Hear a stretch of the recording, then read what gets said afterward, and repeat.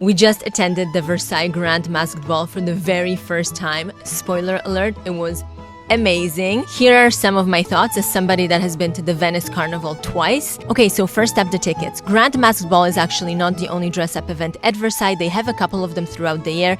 The reason we went to this one is because our first choice event, Fête Galante, sold out so fast. I was way too casual about buying the tickets. I wasn't there immediately when I should have been. So when Grand Masked Ball went up for sale, I was on that website before it even went live. I signed up for the newsletter so that I knew when it was happening, and I wasn't taking any chances. I went straight for the top tier ticket. We already made the commitment of doing the trip, renting the dress, doing all the things. Tickets for this event went up in November, and I know in the past years they've been doing it in different months, so signing up for the newsletter is really important if you want to attend. Next, let's discuss costumes. You're gonna have to wear a historically appropriate costume, not necessarily historically accurate.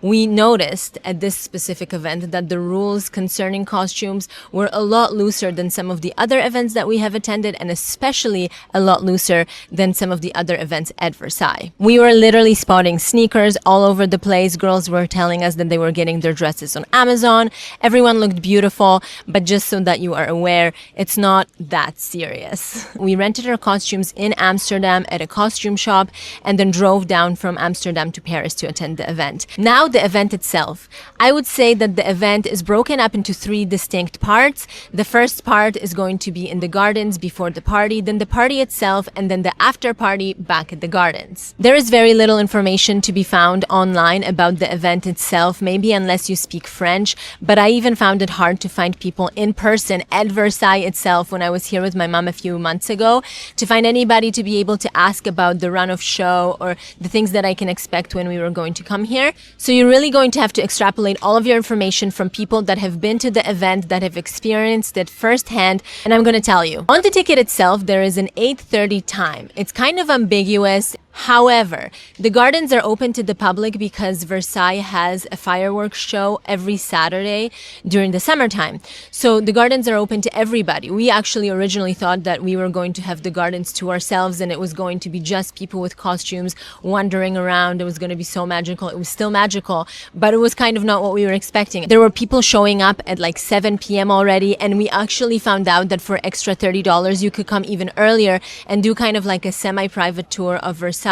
Walking around the palace in your dress would be so amazing. If you want more time in the gardens, take photos, do your content, frolic around in your dress, pretend like it's 18th century court, then you definitely want to show up earlier so that you have more time with the light. The fireworks start at 10:30. Ours were actually closer to like 10:50 because it was solstice, longest day of the year, but it was so beautiful. I really, really wish that we had had more time. So like I said, the gardens are open to the public, which means that when you show up, there's a bunch of people that are dressed up in costume and then a bunch of people that are just in regular everyday clothes. Kind of killed the vibe, I'm not gonna lie, but it was amazing anyway. You can walk around, buy champagne, orange juice. This is not part of the party, so you're gonna have to pay for these out of pocket. They're not included in your ticket. It was really cool to see the fireworks in the gardens. They were a little boring, I hate to say it, but they were going off to Baroque music, so like the high energy fireworks performance that we're used to, that was not it. So not better or worse, just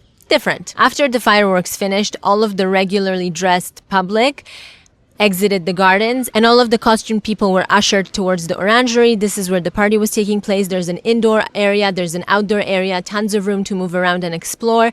This is the part where you were putting your mask on. So up till now, all of the time that you were in the gardens, you didn't have to wear your mask. I had my mask on from the very beginning because I had to secure it underneath my wig, and I was obviously not going to be taking my wig on and off throughout the night. We all file into the orangery and the setup is amazing. It looks like we're in space. There is also a free bag check regardless of your ticket tier, and towards the back there is the VIP section. The setup here is way bigger than the party that we went to in Venice. There is also way more people.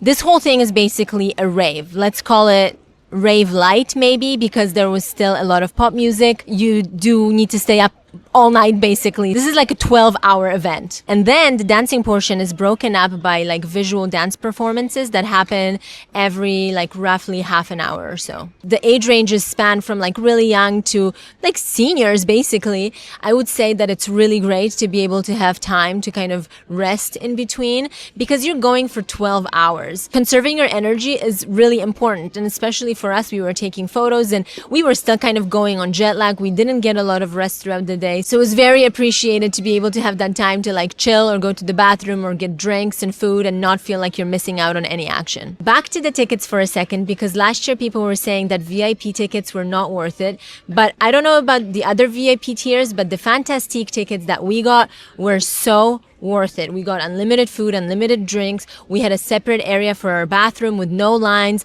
Our viewing area and seating areas were kind of raised, so we were closer to the stage. It was all really, really great. For anybody that is older or wants to pace themselves throughout the night, this is the perfect setup. But I will say that in terms of experience, everybody gets the same access to the performances, the same access to the gardens, so you're going to have fun no matter which ticket tier you get. I would super suggest that you like fully train yourself for this event, staying up all night and doing all of the things. You want to make sure that you have as much energy and you are as alert as possible because you want to experience every single moment of this party.